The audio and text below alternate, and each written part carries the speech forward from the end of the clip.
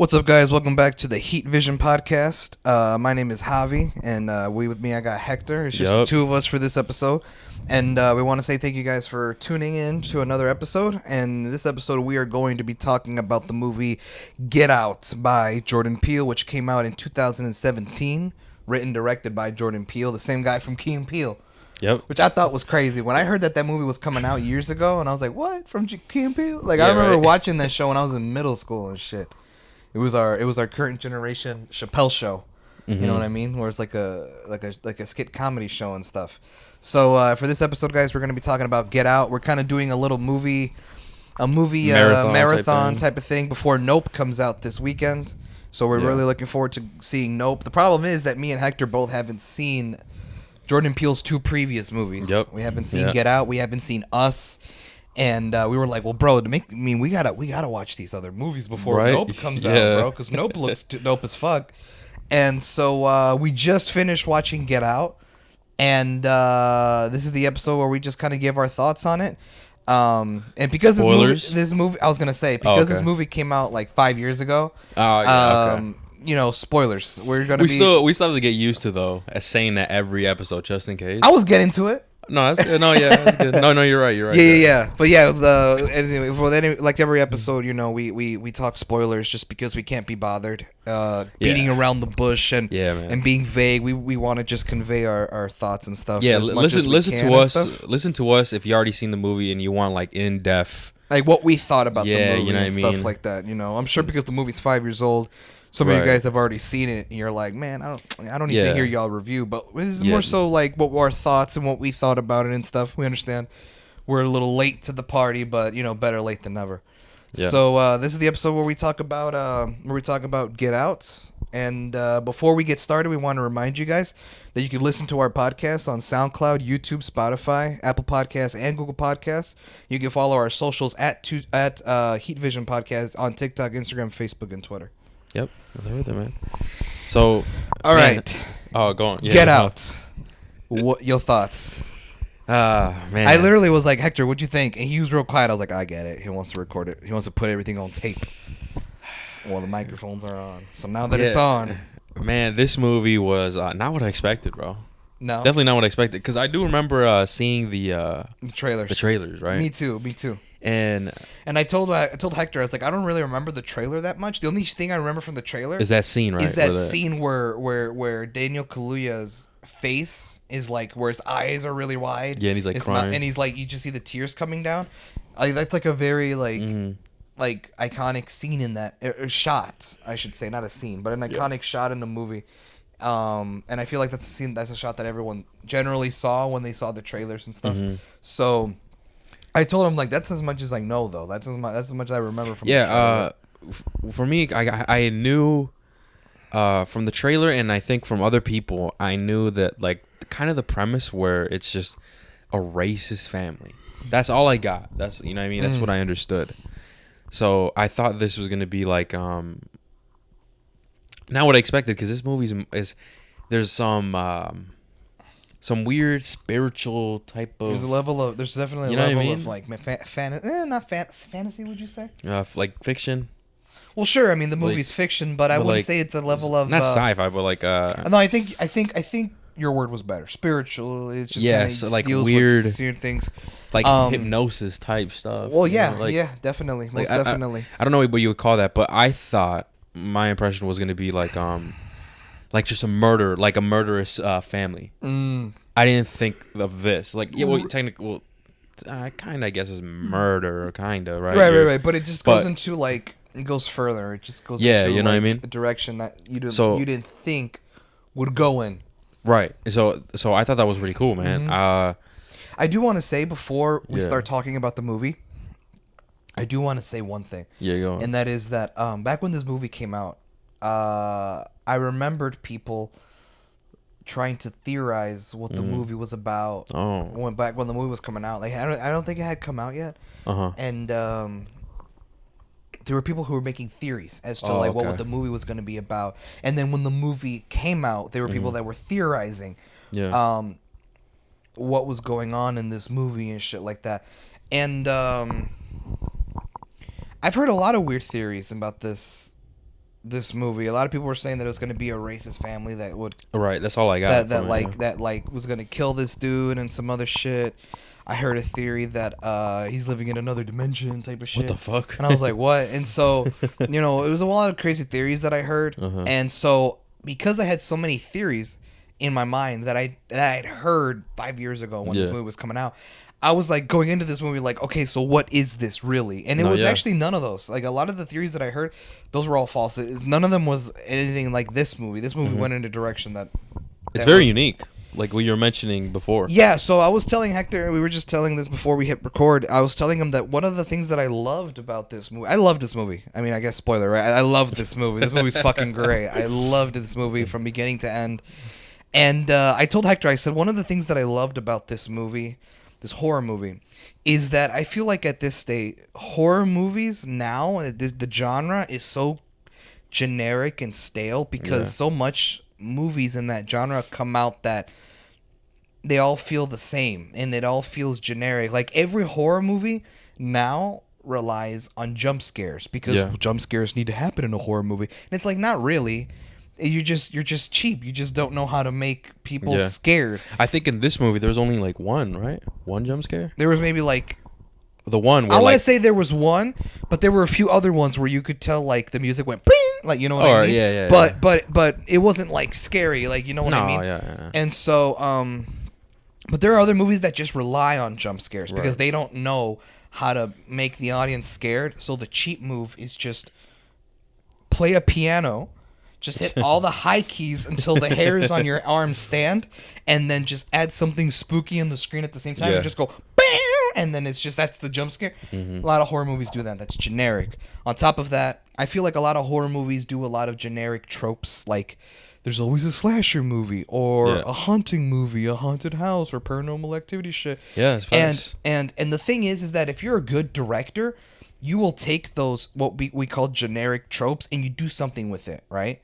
Like the most recent Scream movie that came out this year, Scream 5. Which I still haven't seen yet. So, just quick thoughts. I loved it until the end. Oof. The end ruined it for me.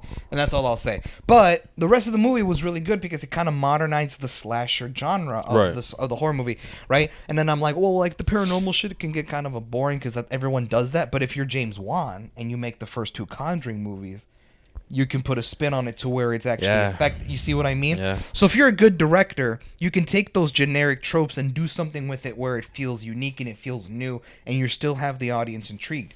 Another good example is The Ring.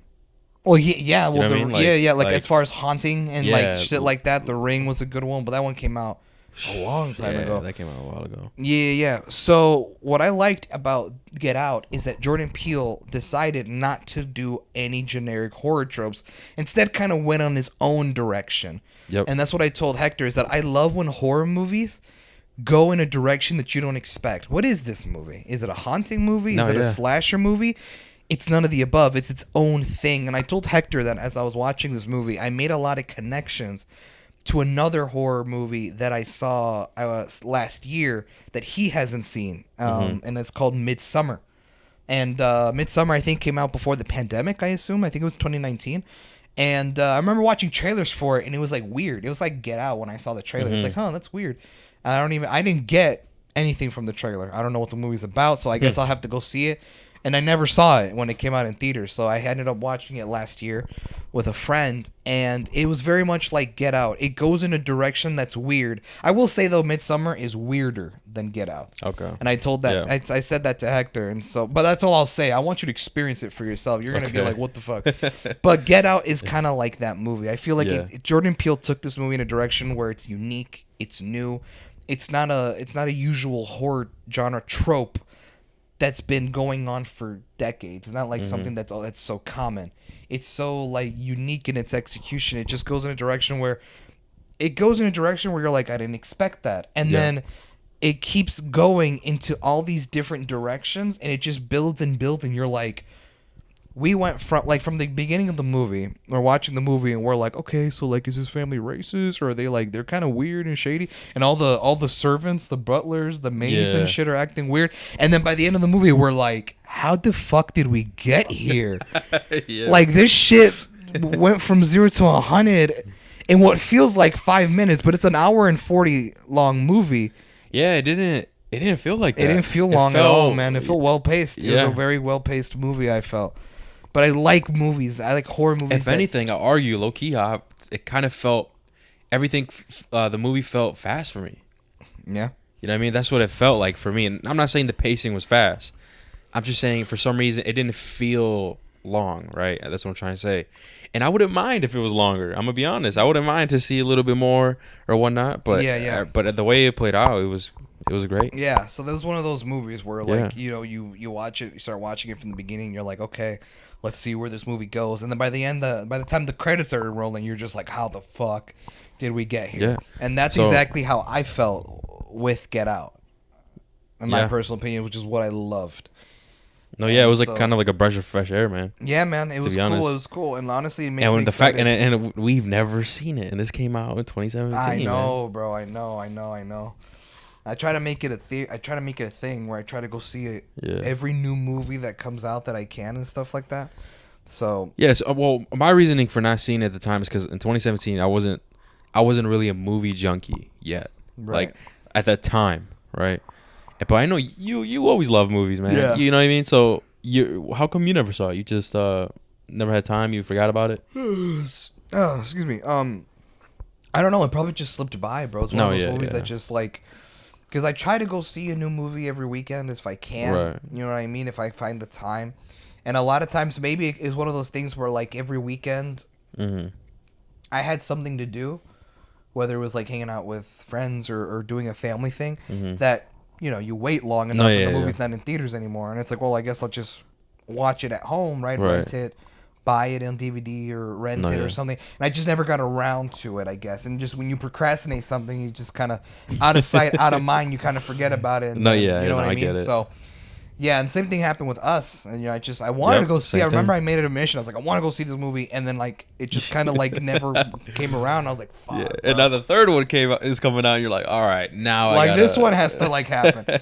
now there's like they wouldn't make any sense for us to have this little movie marathon. This Jordan Peele watches movies, and then only to not watch Nope. Like. Yeah, we're definitely. I'm definitely gonna. I mean, see. Technically, we could have seen it without watching these, but I just felt like it would be. Yeah, better. but I was definitely like, there's no way, bro, because like I don't want to go see this movie and not have seen his previous work, because I would like to see his previous movies so I can get an idea. To see if he improved or something, right? To get an idea of what Nope is gonna be like. Yeah. Now that I've seen Get Out, I have a general idea that like, oh well, Us is gonna be also a weird, unique story in the horror genre that's gonna be like Get Out, where it's not gonna feel like a trope. Same with Nope, right? I feel like it's gonna go in a direction where it's not gonna feel like any other. You know what I mean? Yeah. So now after watching Get Out, I have an idea of Jordan Peele and how he is as a director, and that's what I wanted more than anything. Is I wanted to watch his movies before I saw Nope, so I would have an idea of like what exactly do I expect from his movie. Right. And when he comes out with a fourth movie, I don't know, for 2 or 3 years from now, if he makes another horror movie or whatever, now I'll know what to expect. Because like, well, Jordan Peele kind of does these weird direction that you don't expect type of movies, and that's kind of like what you go into expecting when you go, you know what I mean? And so I'm not gonna lie, man. With this movie, bro, I became a fast fan. I mean, I've always been a fan of Jordan Peele. I've loved him since Key and Peele with those comedy sketches and stuff that he does with Keegan-Michael Key. But now, like, just seeing this movie alone as a director, like, I think I became a fast fan, and like now I'm looking forward to these next 2 movies, man. Yeah, me too, man. So it's cool, bro. It's cool.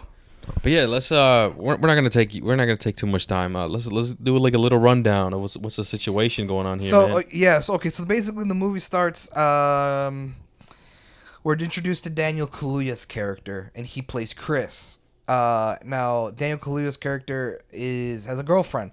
And the girlfriend they seem like a normal couple, man. Yeah. Normal couple. Girlfriend, her name was Rose, and basically the movie is basically about the girlfriend taking Daniel Kaluuya's character to her parents' place to introduce him to them, and just to like, you know, they've been going out for about, I think they said in the movie it was like 4 months or something like that, and they're like, you 5 know months? What? Yeah, yes, 5 months. Because the girl corrects them. Yeah. And that was a funny scene.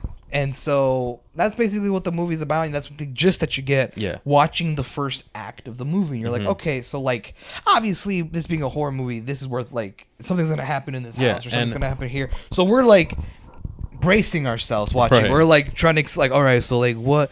And then slowly and steady, you know, like they finally get to the house. They meet the parents. They seem cool as fuck. Everything's pretty normal. They're normal. They're cracking jokes. You easily get really like. You get the good vibe from these parents, and you're like, all right, but like, you know, this is a horror movie, so like, what's going on? And then you start to finally see things that seem a little off. Yeah, like no, even immediately, like you know, when they pull up in the house and they see the gardener or the person that takes care of like the lawn care. Yeah, he was like outside doing yard work, and you know and Chris just looks at him, and Rose is like, oh no, he's just the gardener or whatever. Right. And so, you know, we get this shot of the family coming out, like hugging them and whatnot, right? Yeah, greeting them in the door. And they go inside, and the camera is zooming out. And the guy's just standing there. He's just standing there staring at the door. You just see the back. So right from the jump is like, whoa, what the fuck? That was a little weird. Like, okay, weird, right? And so they go inside, they talk, and that's when we like, right? They crack jokes, and you seem like they're a normal family and normal parents. And then the dad offers Daniel Kaluuya to a tour around the house. Yep. And that's when they come across the maid, which is another black lady, right? Who also was acting a little weird because she always carries the same smile and she has the same kind of like blank expression on her. Mm-hmm. Not blank, but rather like the same facial expression at all times. I should also mention that the dude that was working outside was also black. Oh, which you may think is not an interesting, an important, but it is important detail. But due to the story, it'll make more sense. Yeah. So, and so, long story, I guess short from that area, you know, they get the tour, right, and then they immediately, what is it? That's like I was gonna say like a convention, but like this gathering of a bunch of other people that show up. It was like it's a yearly thing that he said it in the movie. Forgot exactly what he said, but he was like, "Oh, it's the yearly thing, like the party that we host." Mm-hmm. And that's when the girlfriend was like, "Yeah, so it's like a bunch of why'd you hold it for now when you knew we were coming over?" And it was like, "Well, it's like a yearly thing. It's the same day every year. It's like a holiday or it's like a birthday or something. So it's like a thing that they had every year." Oh wait a second. Before we mention that, I think we missed a really important part. I think that was before that happened. Remember we got that scene where he got hypnotized? It was before that, wasn't it? No, or was it after that? It was after. It was after the event with all those people? No, it was after the parents told the girlfriend, "Hey, tomorrow is the event, you know, everyone's coming over and blah blah blah." And she was like, "Why'd you decide to have it tomorrow when you knew we were coming to visit?" And it's like, "Well, it's the same day every year. It's the same date. It's like a holiday." No, but I'm asking, did the actual event where everybody come, did that happen after or before? After. Really? Yes. Because don't you remember when he went outside to smoke? Yes. That was the first night. Yes. So that meant the next day. That happened before, because then the next morning, that's when the event happened. That's what I'm saying. But you're saying the event happened after? No. Wait, or before? Wait, what the?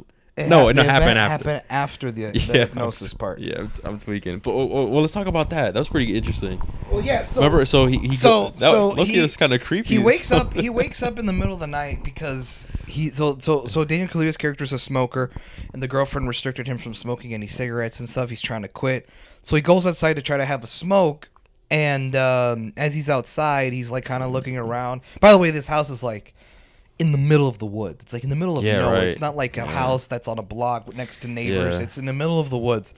And so he's kind of looking around, and then he looks in a direction in the middle of the woods, and he sees a silhouette of a person sprinting right towards him. It was kind of creepy. And like it was kind of creepy. We're like, "Whoa, what the fuck is that? What's running towards him?" And then as he gets closer, it was the guy that was working outside. Yeah, the gardener. The gardener, like the yard worker. Yeah, the yard worker, like handyman, something like that. And so when he's running, we're like, "Whoa, is he about to attack him?" And he just cuts a hard right, and keeps sprinting. I guess the motherfucker was doing laps or something. He was jogging at night, trying to get exercise, some weird shit. And he wasn't even in athlete clothes. Motherfucker was wearing tin boots and fucking a jacket and fucking cargo pants.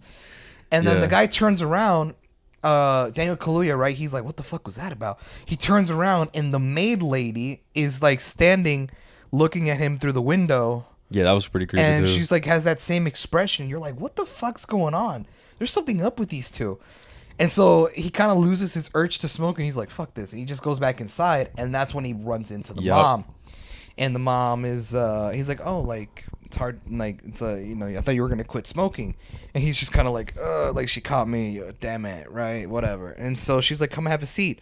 And so they have a seat, and they basically start talking about, like, oh, I know, I get it, I'm trying to quit smoking, blah, blah, blah. And she was like, well, I have that, what is it, hypnosis thing that can help you get rid of that, like, nasty habit, like, we can try it out. Yeah. And he kind of reluctantly agrees. And he doesn't know that the hypnosis is happening. He thinks it's like a generic thing where people hold the clock in your face. Yeah, he's like, you're getting very sleepy. Like, they kind of joke around a little bit. And basically what the hypnosis is that the mom is asking Daniel Kaluuya's character a series of questions about something that happened to him when he was a kid. And we get to learn like about his past a bit. Yeah. So basically what happened to his character is when he was younger, his mom passed away when he was little. I think he said he was like 11, and she died in a hit and run. Yeah. And he was at home watching TV, and he said that he didn't bother getting up and getting the phone to call 911. He said that he didn't want to because doing that would have made it seem real, and he didn't want to believe that his mom just got killed type of shit. And so as the mom is asking him to like retell that story, it's kind of like making him remember the memory, and he starts tearing up. Yeah. And it's you can tell it's really hard on him. And the whole time the mom is spinning a spoon in a cup of tea. Yeah. And she never drinks the tea. I was noticing, I'm like, she just keeps spinning that shit. I hear the noise. Like the noise where like metal, like a metal silverware is like grinding on a cup or something like that, or on a plate. Like it's like that noise, and you're like she keeps stirring it. Yeah. And typical, stereotypical hypnosis, right? Like I said, you wave the clock in the person's face. You're getting very. So this the mom's way of hypnosis is just speaking softly to them until their guard is down while she's spinning the spoon in the teacup, and like the sound of that is supposed to be what hypnotizes you. Yeah. And eventually she's like telling him like, how do you feel? And he's like, he quickly snaps out of it kind of, and he's like, I can't move. And he literally cannot move, and his hands are like shaking, and he's like tapping his foot a lot from anxiety. And then what did she say? She said something. I think it was like, did she say like, and now you're, or no. I forgot what she said. I honestly forgot what she said. So like sink or fall down or something. Oh yeah, now sink or like now fall. Yeah, I think like something like that. Yeah, like now sink and then the camera. That's when the camera zooms to his face, and that's when you get the shot of like that we see in the trailer when he's like eyes are really wide and he's crying, and then all of a sudden he goes into this trance state, and then you see that Daniel Kaluuya's vision is now like a square, or a rectangle. It looks like a TV screen, and he's falling in nothingness. He's just sinking lower and lower. Like if it's like a box or something. Yeah, and the box is like his eyes, like his POV of what he's seeing. Yeah. And he's sinking when she's like, now you sink. He literally his consciousness is like sinking into an abyss. An abyss of like space, and he can't. Shit. It's like they explain in the movie that it's like his consciousness. It's like a consciousness that like that it just leaves his brain. Therefore, he has no control over it.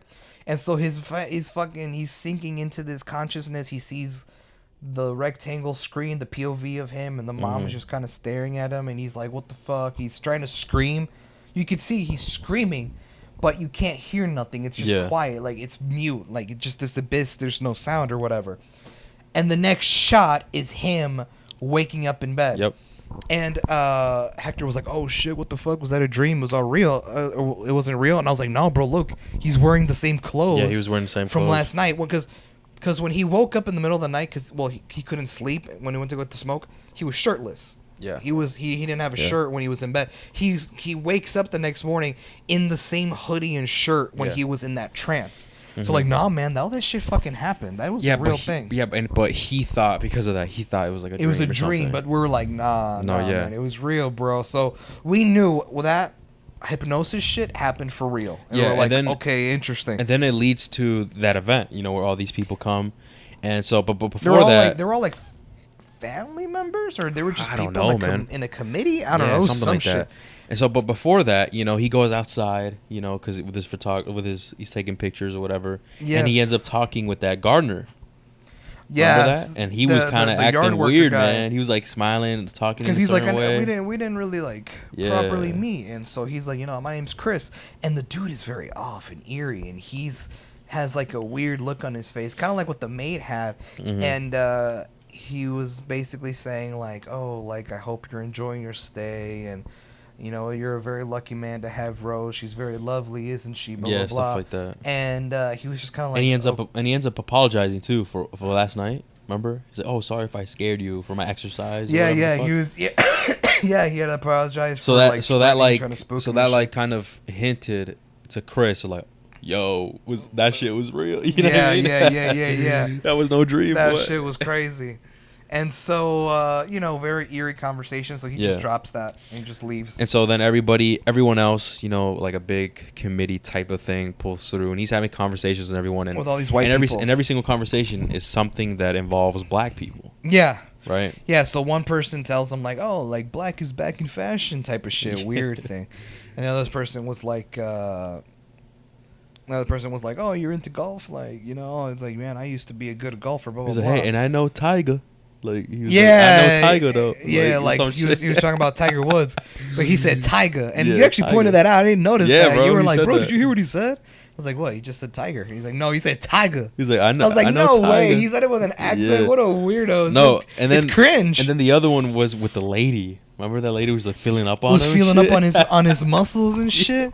You were like, what the fuck? Yeah. And then, okay, so then you're like, what? That's weird, right? All these white people are acting weird. But this actually makes sense for later in the movie. Yeah, we'll get to. So the lady, right, is feeling on his muscles like, oh, you're so strong. Do you work out? Blah, blah, blah. That other old guy was like, oh, are you a golfer? Like, I used to be a great golfer. I was badass. Blah, blah. It's like, well, my hips don't move as like the way that it used to. And then the other guy who said black is in fashion, right? All those things seem like weird things that white people are saying. And they just seem kind of like when they're just kind of acting like weirdos, but that all plays a part later in the movie. And so Chris, after that, like he's like kind of uncomfortable, annoyed, and then it leads to him seeing another black person dressed very well. Yeah. And he sneaks up behind him. He's like, "Hey, man," he says something like, it's good to see another brother." Yeah, it's a good scene. Yeah. And this guy turns around and he's again another. Like weird acting black person like the yard worker and the maid, and we're like, what the fuck, this guy too? And it wasn't until it didn't hit me right then and there. It actually took a while for me to be like, yo, bro, I think that's the dude from the beginning of the movie. Oh yeah, because before we got like the title card, which I literally cannot remember. We could low-key after the podcast we could play it back just to see, but I forgot. Like, I remember I was like. Because before we saw the title card, right, when it said Get Out, right, a Jordan Peele film, there was a little scene where this black guy is walking down the street at night on the phone, and this car is driving past him, but then you see the car stop and make a U-turn and follows him. It stops. And some person in a mask kidnaps him and throws him into the trunk. Mm-hmm. So it wasn't until then that it hit me. I was like, yo, dude, could that be the guy? That's the dude that got kidnapped from the beginning of the movie that we saw. And so now he's acting weird, and he's acting like all this shit, and he's like, what the fuck? And he's starting to like, he's like married to this woman, this old white woman that's like 3 times his age, and it's like, what the fuck is going on? And it was some weird shit. And so he's noticing that every black person that he sees, well, not many in this house, have all been acting really weird. It's such a strange thing. And throughout the movie, he's constantly phone calling his friend who's back at home, who's house sitting his place while they're out, and he's taking care of the dog. And this guy was like the comedic relief. This guy was funny as fuck. And I don't know his fucking name, but he's the same dude who was in Free Guy. Who played Ryan Reynolds' friend. And so he was like the comedic relief. He was really funny. He's really cool. He's a TSA security guard. So one of those people where like that work for the airport, the ones that like do baggage claim, make you walk through the metal detectors, pat you down type of thing. And so he's constantly calling him like, bro, I see a bunch of black people here and they're just all acting weird, blah, blah, blah. And the dude just like, bro, I'm telling you, man, white people are crazy as hell. You gotta get the fuck out. You gotta get the fuck out of there, man. They're gonna, I mean, like, you said the mom does hypnosis shit. I'm telling you, bro, they're probably hypnotizing black people and making them sex slaves. Yeah. And it's like, yo, what? What the fuck are you talking about? And so, like, every scene that he was in was, like, funny. It was just coolest. It's the funniest shit, I felt like. And so, yeah, after that, it was, he goes back. He goes back inside the house to get his phone. Dude, that was weird, right? Yeah. So he goes inside the house and he goes upstairs because he left his phone charging. Yeah. On his what's it called, the nightstand by the bed, and so the shot, right? I'll try to describe the shot as best I can. So the shot of that we see is like a shot of like the stairs. It's like in the middle ground, and then you see like all the white people just talking, having their own conversations in the living room, and you see Daniel Kaluuya take a turn and goes up the stairs. And right when he gets upstairs, every white person in the room simultaneously goes silent, and they all look up. Yeah. As he went upstairs, and it's creepy, like, man. what the fuck? Who are these people? What's going on? And so he goes upstairs and he finds out that his phone wasn't connected to the charger, and then the maid comes in and starts acting weird again. And we notice that he's having a conversation with the maid, and they're saying things back and forth. And out of nowhere, the maid still has that like smile face on. She never switches her facial expression, but she eventually sheds a tear. Smiling, yeah. And you're just like, what the fuck? Like, this is all so weird. And that's what I like. Like, it was at this point of the movie where I'm like, I'm fucking with this because it's weird. You don't know what's going on. Yeah. What is this type of shit? And I really fuck with that. And so then another important thing. So right after that, the conversation with that maid, right, where obviously it's kind of a hint where like you could see her smiling, but you could also see the pain in her eyes and her crying. Yeah. So he's all freaked out and stuff. So anyways, he gets his phone. It's all charged up or whatever. He goes outside.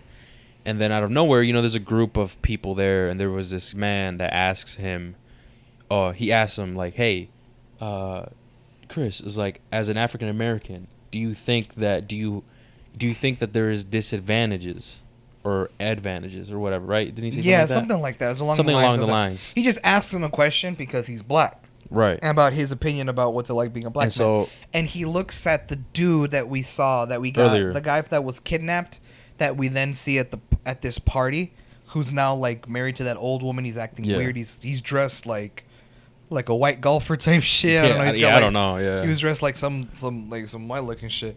And he's like, you know what? Ask my brother right here, man. Let's just ask, like, you could take this question.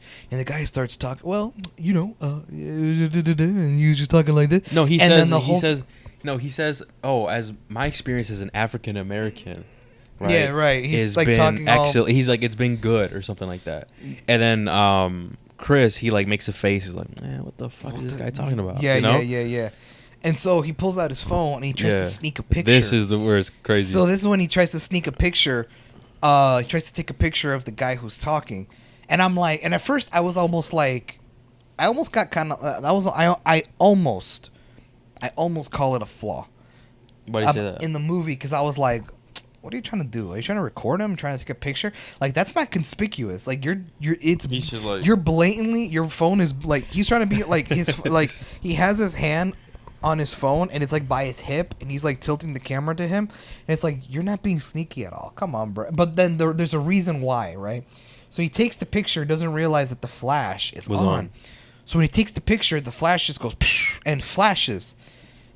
And then it was kind of awkward, and I looked at you, right? Remember, I was like, bro, what the fuck? Like, that was awkward as hell. Yeah. And then you notice that when the picture was taken and the flash was on, the black dude who's acting white, he like just freezes a little bit, and you up. see like blood coming out of his nose. Yeah, and then you see like his eyes change. Yeah. And his whole demeanor, and he looks at Daniel Kaluuya's character, and he's just like, "Get out!" And what? Like, what are you talking about? And he almost attacks him, and he's like, "Get out! Get the fuck out of here!" And he like puts his hands on him and shit, and it almost looks like he's attacking him, but he was just warning him. He was telling him to get out, and so that's when we pretty much figured it out. We're like, okay, so obviously at this point they're like in a trance. We're talking about it, and we were figuring it out, and we're like, okay, so like, seems obvious that all these black people are probably under some sort of trance by the hypnosis shit that the girlfriend's mom does. That he did with Daniel Kaluuya that night when he went out smoking.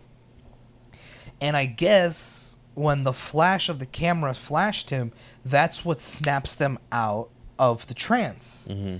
And so at that point, we kind of figured it out, and we were like, okay, I feel like that's what's happening, and we're going to roll with it. And so...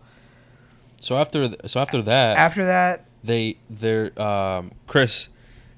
he's just like on the couch with everyone. He's like, people kind of freaking out and stuff. And then the door opens up, and it's the mom. What was your name again? I forgot her name. I have no idea. The mom walks in, and right behind her is that same black man that was freaking out. And he's acting normal, like he did before. And then Javi was like, "Listen, man, what a coincidence that is, right? That the mom, whatever, like comes out, and you know he's all good, and he just basically apologizes, and he says, blank, like, sorry, the mom. Sorry for attacking you. Yeah, and then he also mentions, the mom, like whatever her name is, like she also helped me out or something like that. Yeah. And so they end up leaving, and so, Chris is like feeling uncomfortable. He's like, "Yo, like what the fuck's going on?" And they this is when they're outside, right? So they finally get outside with Rose. Yeah, and they start talking about like leaving a lake, and shit. And they were just like, I don't feel comfortable being here. Yeah. We should leave. We should get out of here. Blah blah blah. And it's like he's trying to convince Rose that they should leave because he doesn't feel comfortable being here anymore. And the whole time, this is another cool part. Right? It's cutting back to the dad, and he's like putting a finger up, and you're just kind of like, "What's going on?" It's all quiet. It's silent, and like the music in the background's kind of eerie. And then it cuts back to the dad again, and then the camera starts to zoom out, and you notice that right by him is this big ass portrait of Daniel Kaluuya's character. So before that, right? When they first show like the dad, raising his fingers, whatever. Yeah. We see people raising up their thing with like their bingo cards. And remember, I was like, "Hey man, they're playing bingo or some shit." And you're like, "Dude, look at the lines," because all the lines were like vertical straight. Or whatever. They weren't like diagonal. There weren't multiple. Yeah. There weren't multiple marks on the. They were like all the marks on the bingo line were just straight horizontal and vertical lines, and it was weird. So the scene kept going back and forth one night, and we're like, "What the fuck's going on?" And then, just like what Javi said, there was this portrait, and then I immediately bursted out, "Bruh, they're holding a fucking auction for this fucking guy." And I was like, "Bro, like, are they actually racist? Is this some slavery shit? Like, yeah, right. Is this like, are these like people that believe in like old traditions type of shit? Like, what the fuck?" And it just, oh my god, that scene freaked me out. I was like, "No way." Like, This is what I mean when I say that this movie goes in directions you don't expect. Like, you don't see that in horror movies. You don't see people auctioning someone else's, like, life. Mm-hmm. And it's also a silent auction. Yeah, it was like, a silent auction, he was, like, putting numbers up and with his fingers, and people were raising cards and all this stuff. And it was so weird. It was like the strangest, but it's most eerie thing that you see. So after that, they're finally in this house. They're packing. They're like, "Yo, Rose, we got to get the fuck out of here now." Or whatnot. His friend calls him first. They have a conversation. Yo, you got to get the fuck out of. No, he mentions that he recognizes that guy because he sent them the picture that he took of him with the flash on. Right. He sends the picture and he's like, "Bro, that's Andre something." Yeah. He's like, "Yeah, man, that's so and so's brother who works at the movie theater, bro. We used to." He's like, and Daniel Kaluuya's like, "Yes, bro. Like I had a feeling I knew him. I'm like, he looks familiar, bro." He's like, "Yeah, what the fuck was he wearing, man? There's no way that motherfucker is something up with him. He's wearing some weird shit. We would never wear that." And he's like, "Bro, I'm telling you, he's acting weird as fuck." And he was acting really weird. He almost attacked me with some weird shit, bro. And so he was just weird as fuck. Yeah, I think. And then the phone cuts out, right? Cuts out. I think it ran out of battery or something. So the phone cuts out. And so at that point, when he realizes that shit gets weird, At that point, when he realizes that his friend tells him that the dude is like, yeah, bro, that's so and so. Remember, we used to hang out with him, and it's like, yeah, bro, he's acting weird. He's dressed differently. Like, there's something going on because something clearly happened to him. Yeah. And so at that point, he's like, the girlfriend walks in, and he's like, we need to get out. Like, right now, please. And they start packing your things. Right. She's like, okay, let me go pack my bag. Right. And they start packing the bags and all this shit. And he looks over, and in the room, there's like a little, like a door, like a closet thing. But before this, let me say this. Some real Harry Potter shit. Yeah. Yeah, but let me say this, right? Before that, right? So there's this door. But before that, maybe 20 minutes before this event, I think, Javi would, fucking around mentioning, yo, what if the girl, right? What if the girlfriend's in on it, right? Like, you're just saying, oh, yeah. And then I was like, oh, shit, bro, you might be right. And then I added, dude, what if this chick is bringing all these guys, whatever, and she's in on it, and she's bringing all these guys and whatnot, because it ties back to when Chris was talking with the gardener, and the gardener was like, oh, very lovely. Isn't she lovely? Blah, blah, some blah. bullshit. Yeah.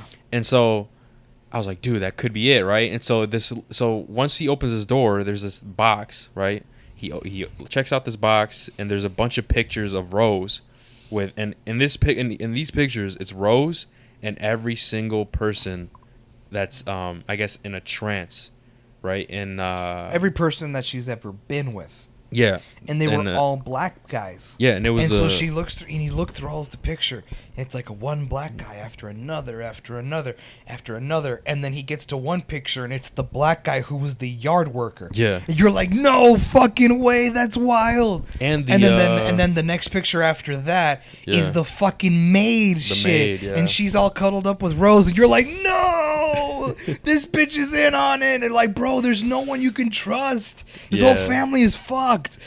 And so I'm like, watch, typical horror shit, right? He's gonna stand up, close the closet, and she's gonna be behind the door.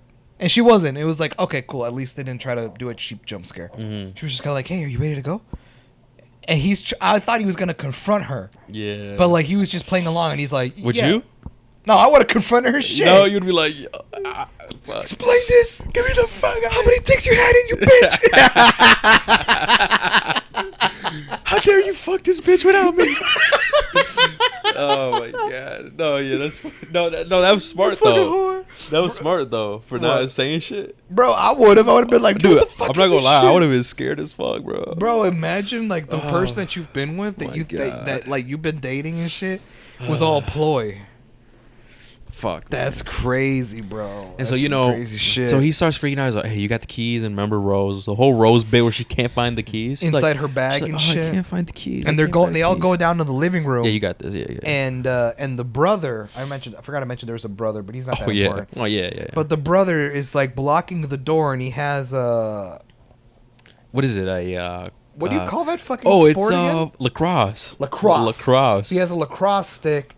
And then on the other room where there's like a fireplace, the dad is there, and he's just kind of staring into the fire. And then the mom walks in from another room, and he's almost like surrounded. Yeah. And then like the music's getting louder and more eerie, and he's like, "Rose, where are the fucking keys?" And she's like, "I'm trying to find him. Find him."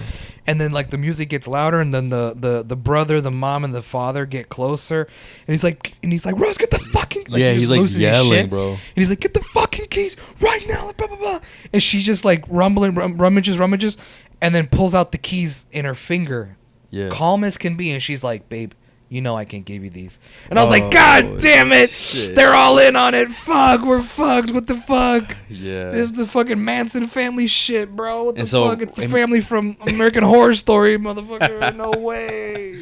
And so immediately after that, he tries, obviously, put up a fight, but he immediately gets put into that hypnosis, like paralysis type shit. He tries to attack the brother, try to make a break for it, and the mom just like grabs her spoon in the teacup and like taps on it twice, and he goes into a shock phase. He's like paralyzed. Like a trance, and he falls back hard, bro. And he goes into that trance. So again, he sees his POV as like a little rectangle, and then he's falling into that abyss again. And it's like, what the fuck? Like his consciousness has left him now. And so he goes unconscious, and he wakes up, and now he's in this room.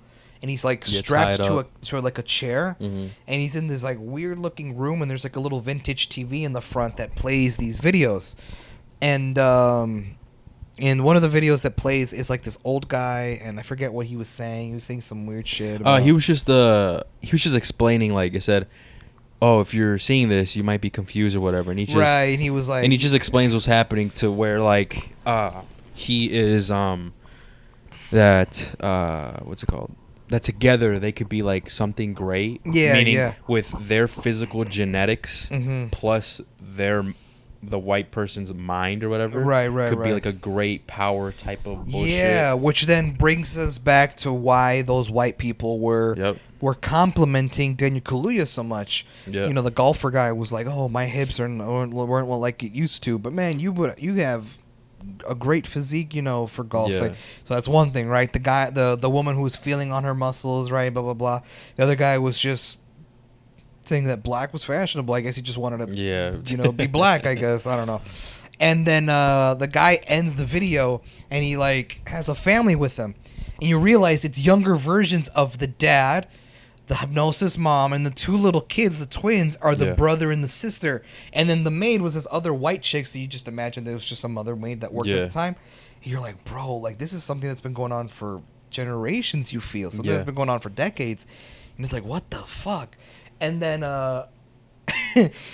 after that video ends, it's a video of a teacup and the spoon inside of it, and it spins, and it's what causes Daniel Kaluuya to go to another trance state, and he falls asleep on the couch. And it's funny because when that happens, Hector's like, "Nah, man, this shit too OP, bro." He's like, "Shit too OP, bro. Like, how do you defeat that? You're in a trance, bro." For real, bro. That shit OP as hell. This bitch Mary Poppins. hey, this bitch just got a tea, bruh. She could literally be just sipping tea out of nowhere, right? Superman is like, "I will destroy you." Clink, clink. Superman dead as fuck. It just falls. Yeah, like what the fuck? That's OP as shit. Like, what the fuck can you do, bro? You know what I mean? Shit. Like that shit OP as hell. But and then so right after that, he wakes up after some time, and then another video pops up in the vintage TV, and the person that comes up on the TV was the person who won the auction. The silent auction that had the highest bid or whatever, and it was the blind guy that he had a conversation with earlier in the movie, but it wasn't really that important, which is why we didn't touch on it. But it was just a guy that he had talked to for like a minute, and that guy won the auction, and so he basically he breaks down what was happening, and like how we said before, how, you know, with the body of a black person, with the white person's mind could be something special, and blah blah blah, and this and that, and he was like in a gown or something, and you're just like, what? Like, what's he wearing? And like, it's a weird thing. Like he was like in a hospital or something. Right. And you're just like, what the hell? And so after that, we see the dad. We see the dad inside of like a room, like a surgery room. Yeah. And the dude who won the auction, the blind guy, was laying on a table, and then the dad starts to perform surgery on his head. Yeah. So he starts turning on a saw and starts cutting his head. Yeah. And removes the skin to reveal its brain. And so you imagine, oh, are they doing a weird thing where like they're putting a piece of the brain or the whole brain inside of the black person's body, or is it like a piece of the brain? It can't be a whole brain because the Flash snaps them out of it and they feel like them again. So it's more like maybe it's just a piece of the brain. Something I'm not sure. That they're using a piece of the brain to put into the black person's body so that they act the way that the maid was, that the yard worker was, and the dude from the party was. So that's what they were gonna do to Chris. You know, they're gonna put his brain or whatever the fuck, however, you know what I mean? Yeah. Into that other guy. And right. So other way around. What? They were gonna put the old dude's brain into his body. Oh yeah. And so before that, you know, the brother comes in and is like about to take his ass, you know, to and this is where it gets crazy. This is where Javi was like screaming and shit. Yeah. I was getting hyped. I was getting hyped because, like I said, this movie goes in directions that you don't expect. And so the brother comes in with his gown and shit, and he unstraps Daniel Kaluuya because he's asleep in that trance again because the fucking TV had to do that OP shit. Yeah. And so after that, you see him grab like like a pool ball, like when you play pool. Yeah. But it was like an oversized big one. Yeah, I don't know what that was, man, but it was definitely heavy, man. Yeah, and he bashes the brother's head in. Yep. Hits him in the back, hits him twice, and he's laying there in a pool of blood. And I was like, yo, what the fuck? Like, and then I knew right at that moment, I was like, no way. He's going to kill everyone. He's going to kill he's going to get away with this. Yeah. Holy shit. Like, good for him. Like, you don't ever see that in horror. Like, with horror movies, you always see, like, the girl, and she's running from the slasher. Oh, no, Jason Voorhees bullshit. Like, and she's always tripping, and she's vulnerable. Like, this dude was like, I'm going to fight my way out of here if I'm going to get the fuck out. So he bashes the brother's head in and shit. Above the vintage TV, there was a statue of a deer. Like a trophy head. Like, yeah, you know with, like, the antlers and shit. And so the dad, in the middle of performing surgery, notices that something's up, so he looks outside the hallway, and he looks down one direction, and then he looks in the other direction, and Daniel Kaluuya comes charging at him with the deer head, and the antlers spear him through the fucking throat. Man. And I was like, yo, this dude's fucking up everyone. It's lit. And it was fucking cool as shit. Yeah, man, and it was crazy. And then he goes upstairs, and then he runs into the mom. Oh, yeah. And this is what I was saying. I'm like, all right, man. This is the final boss right here. You gotta take away this bitch. This should be this bitch OP, bro. Yeah, yeah. She be switching. Who knows? She probably drinking Henny out that bitch. Some gangster shit. For real, bro. She said. And so he runs into the mom, and they look at each other, and they look at the coffee table, and then the teacup and the spoons there. It's there, yeah. And they both just and they all just run for it. And he smashes it out of the fucking the table. And I think it breaks. And it breaks. It breaks, so she doesn't use it anymore. And this word was kind of weird. Do you remember? He gets closer to her. He's getting closer to her, and so they're pretty close. And then remember, she busts out a knife. Yes. And she busts out a knife trying to stab him. And then he puts his hand out, and the knife goes through his hand. Palm, bro. It goes straight through his hand, but he doesn't react to it. Yeah, this man acting like Master Chief, bro. Yeah. He felt no pain. He said, I eat this. Like, you know what I mean? He was just chilling, bro. He fucking took that knife to the palm. He didn't react. He wasn't like, oh shit, my hand. Like, he just took it. And then did he take the knife out and stab her? No, I think he stabbed her. Didn't he stab her in the throat? Oh, in the eye. Oh, in the eye, right. With the knife still with the knife in his hand. Yeah. Just stabs her, and then he takes the knife out. Mm-hmm. And then he throws the knife into the ground. And so he's like, all right, they're all dead. And so he goes outside, and then the brother comes and tackles him. Which we thought he was dead. We thought he was dead, but he didn't. This motherfucker was choking him and shit and all this bullshit. And so he ends up killing him. Yeah, he ends up knocking him down. He starts stomping on his fucking head. You hear the noises, and you're like, Jesus. And then he pats him down. He finds the keys to a car, and he gets into a car, and he starts driving. He starts driving off. He calls the cops too. He tries to call the cops, and the whole time, the girlfriend Rose was upstairs in her room, and she had headphones on. She's on the computer, and she has the headphones on and stuff, and she doesn't realize what's been going on downstairs. Yep. And so, you then start to see that on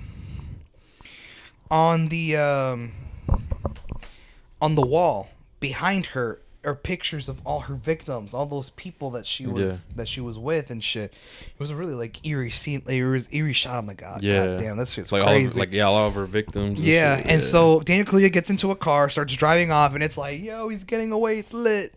And then he out of nowhere, he's driving, and he's on the phone with the cops, and then all of a sudden the maid bitch gets in his way, and he runs her over, and the sound of the car hitting the woman is what made Rose like hear something, and she took her headphones off and looked out the window, and she was like, "Oh, great! Like she's got to go chase after this guy."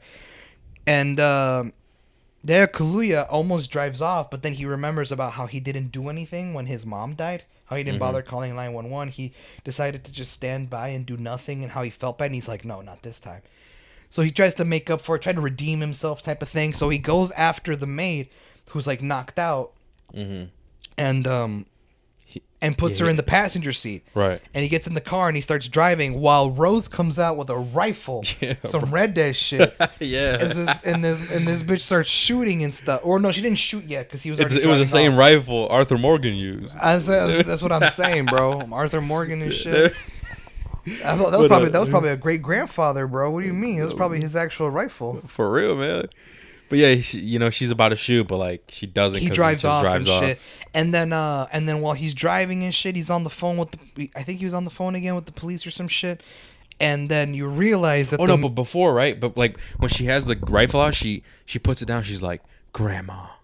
Remember that? So we find out that maid, the fucking grandma, is inside that maid. Or some shit. The white person in the black maid's body is her grandma, her real grandma, and you're like, what the fuck? And so as he's driving off, you notice that the whole movie, the maid had like bangs as her hairstyle. Yeah. And when she's in the car, you notice that her bangs are out the way, and you see the scar on her forehead from when they opened her head up. Yeah. And she wakes up and she's like, "You ruined my house," and starts attacking him. And then the car swerves and hits a fucking tree. And I was like, no, he was so close. Fuck. And then he gets knocked out and he wakes up, right? And the bitch is fucking dead. And he gets out and he's trying to get out the car. And I'm like, bro, because he got knocked out in the car crash, now this fucking bitch Rose caught up to him. He's gonna pull up, yeah. And sure enough, he looks in the rearview mirror and it just goes, poof, and it just blows up. Yeah. And you're like, fuck, she's like shooting at him. And so he gets out the car and he's limping and shit. And he's like, fuck, all this bullshit. And she's like shooting at him, but she's got the worst aim ever. Right. Yeah. And so she's trying to shoot at him and stuff, and Daniel Kaluuya is limping away, trying not to get shot. And then from behind her, the yard worker black guy starts running, and he's like, "Get him, Grandpa!" And it's like, "No way!" Get him, Grandpa! Yeah. I was like, "Oh shit, it's the Grandpa!" And he starts hauling ass like he did in the movie when he was exercising, jogging, shit. Right. And he tackles him to the ground, and he starts choking him. Yeah. And he starts choking him. And I was like, bro, don't you remember he grabbed his phone? Why doesn't he just pull out his phone? And then as soon as I was thinking that, sure enough, he pulls his phone out and puts the flash. This was sick right here. In the dude's face. Yeah. And it wakes him up. And I'm like, yes! Okay, we're lit. It's good. It's lit. And so the dude snaps out of it. And Rose gets close enough to where she has the rifle aimed at Daniel Kaluuya. And the guy's like, let me do it. Like playing along, that he's still in his trance. And then so Rose is like, fuck it, right? And gives him the rifle. And then the dude, right, just the rifle. And then aims it at Emily. And bah! Just you said Emily. Oh, it's Rose. Rose. He said Emily Rose. Oh, yeah. All right, yeah, but bro, that was crazy. And then he fucking shoots her, and I was like, yes, okay, this bitch is gone. Yeah. But then you realize he doesn't let go of the rifle, and I was like, no way. No. Is he still going to shoot him? Is the motherfucker going to turn on him? But he loads the rifle again, and I'm like, no. And then he aims the rifle at his head and kills himself.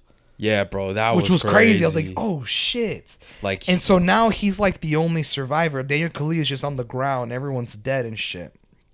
And then and Daniel Kaluuya gets over Rose's body and starts trying to choke her to death. Yeah, strangle her. And the whole time she's like smiling. Yeah, bro. Or some like on a weird smile, not like smiling like she's showing her teeth, but she's just like smiling. Yeah, so really hard my prediction was, because I said this, because while she was like strangling her, I thought, because remember he called the cops, right? Yeah. I thought the cops were gonna pull up, and he would be right there, kill her, and they're gonna arrest him and think he's the one. Well, he technically did, right? Right. But you know what I'm talking about, he's the bad guy type stuff, and I was worried about that. And then sure enough, the door opens and it said airport on it.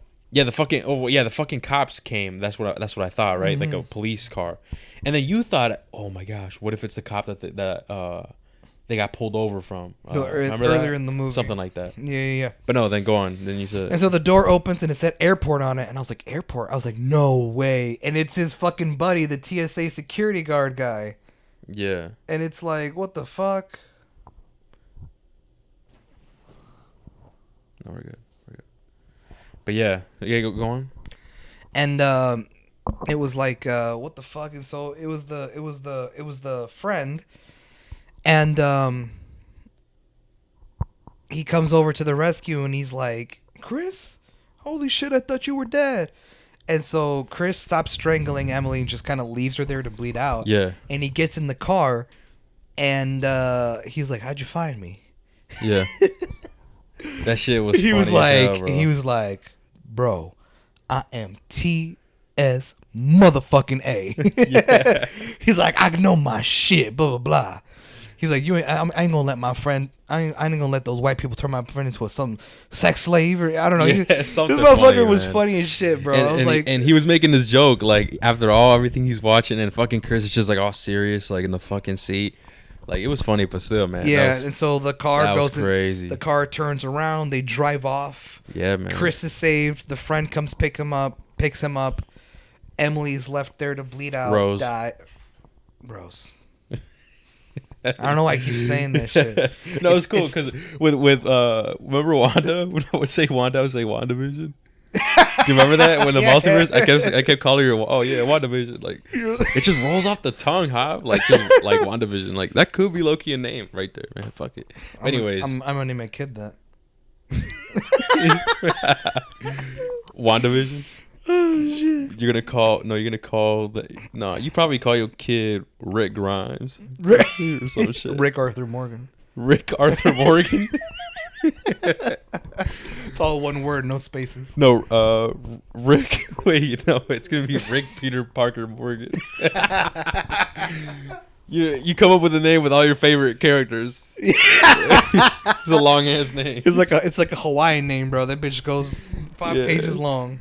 But anyways, And so they drive off into the car, and then that's how the movie ends. yeah, man.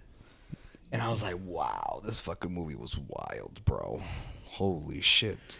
It was a good movie, bro. Yeah, So dude. yeah, so your rating, huh? Let's get your rating in, man. Final thoughts, rating. Like I said, bro, I loved this movie. It was I liked this horror movie. It was a movie that went in a direction I wasn't expecting, and that's what I really liked about it. I thought it was cool. Thought it was fresh.